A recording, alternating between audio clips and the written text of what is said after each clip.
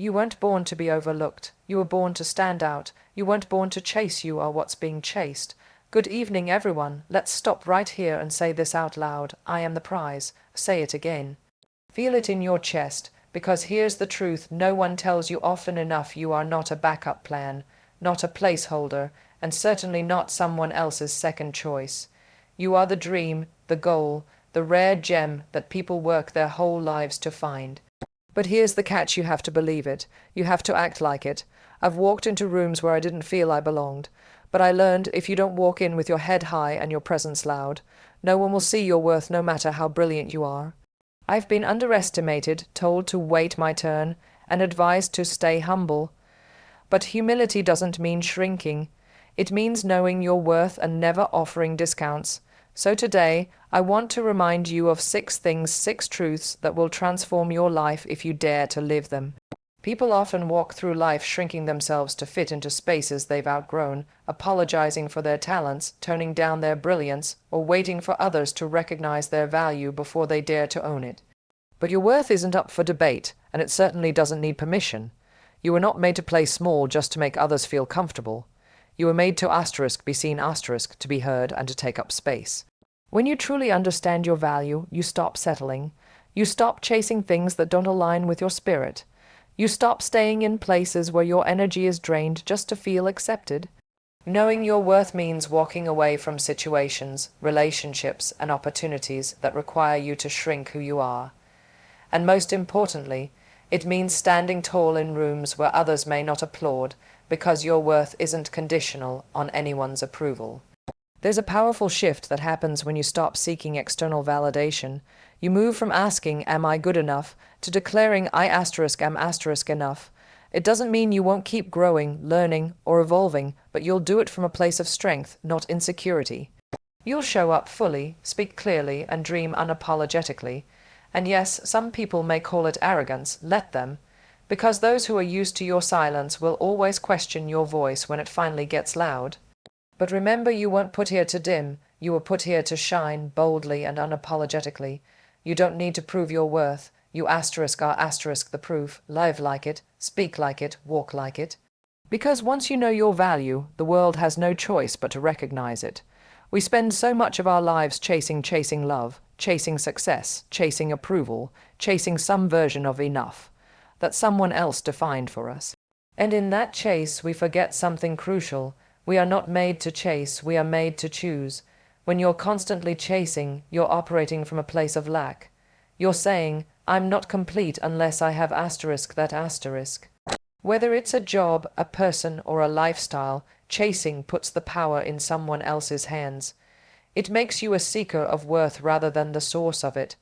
That mindset will exhaust you, it will drain you. And worst of all, it will make you believe that what you want is always just out of reach. But when you start choosing instead of chasing, everything shifts. You begin to reclaim your power. You stop asking, "Do they want me?" and start asking, "Do I even want them?" You stop auditioning for people and start building rooms that deserve your presence. You realize that you don't need to run after opportunities, you attract them when you stand in your truth and make intentional choices aligned with who you are. Choosing is an act of self-respect. It's knowing that not every door is meant to be knocked on, not every offer is meant to be accepted, and not every person is meant to sit at your table. It's the freedom of saying no without guilt and yes without fear. This shift doesn't happen overnight, but once it does, you stop feeling desperate and start feeling powerful. You become the one who decides. You become the one who selects, not begs. Because when you recognize that you're the prize, you stop chasing what was never meant for you and start choosing what is. Confidence isn't something you're born with, it's something you build. Like any muscle, it needs repetition, effort, and consistency. You don't just wake up one day overflowing with self-assurance. It's a process, it's a practice, and like going to the gym, if you don't show up for it regularly, it weakens. The mistake many people make is thinking confidence comes only after success. But the truth is, success often follows confidence. It starts with the decision to believe in yourself, even when you're unsure, even when you're scared, even when no one else claps for you. Confidence is the voice that says, "I'll try." When doubt whispers, "You can't." Every time you speak up when your voice shakes, every time you apply for that opportunity you're not sure you're ready, for every time you choose to show up instead of hide, you are training that muscle. It gets stronger with each risk you take, each time you get back up after a fall, and each time you refuse to let fear decide your future. But confidence doesn't mean being perfect. It doesn't mean knowing all the answers or never failing. True confidence is built when you show up authentically, flaws and all, and still own your space. It's rooted in self-respect, not ego. It grows every time you keep promises to yourself, set boundaries, and honor your voice. The more you act with confidence, the more it becomes who you are, not something you pretend to have. So start small. Practice it in your choices, in your body language, in your inner dialogue, because the more you use it, the more natural it becomes. And one day, without even realizing it, you'll look back and see just how powerful you've become, because you kept showing up for yourself every single day. Every day, you're surrounded by noise, opinions, expectations, comparisons, criticism, and endless advice on who you should be, what you should do, how you should look, and how far you should go. The world is loud, and if you're not careful, that noise will drown out the one voice that truly matters, your own.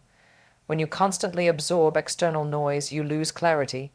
You start making choices to please others, to meet their standards, to fit into molds that were never meant for you. And slowly, your intuition, your inner compass, gets buried under everyone else's beliefs. That's when self-doubt creeps in. That's when you hesitate, question, and second guess. But here's the truth. Deep down, you already know what's right for you. You know what excites you, what aligns with you, what feels true. That inner voice, that's your power. It's not always the loudest, but it is always the most honest. The challenge is learning to turn down the volume of the outside world so you can hear it again. Trusting your voice means learning to pause before reacting, reflect before accepting, and ask yourself, asterisk, what do I really want? Asterisk, it means allowing your values to lead, not public opinion. It means understanding that you don't need to explain or justify your choices to anyone who doesn't walk in your shoes. And no, it's not easy, especially when the world tries to label, define, and direct you. But the more you practice listening inward, the stronger that voice becomes. You'll begin to move differently, not with arrogance, but with unshakable clarity. So stop seeking permission, stop chasing approval. Quiet the noise, because your voice, your real, grounded, unapologetic voice, is the one thing the world truly needs to hear. Goals are important. They give you direction, something to aim for, a vision of where you want to go. But without standards, goals can become hollow. You might reach the destination, but at the cost of your values, your energy, or your peace. That's why setting standards is just as important, if not more. Goals tell the world what you want. Standards tell the world what you will and will not accept along the way. Too often, people compromise their standards in pursuit of a goal. They tolerate toxic environments for the sake of success, accept mistreatment in relationships just to avoid being alone, or sacrifice their well-being for someone else's approval. But when you have clear standards, you no longer beg for respect. You command it through the way you carry yourself and the boundaries you enforce. Standards define how you expect to be treated, how you treat others, and how you hold yourself accountable. They set the tone for your life. They're not about perfection. They're about self-respect. When your standards are high, it shows in your choices, what you walk away from, what you tolerate, and what you pursue.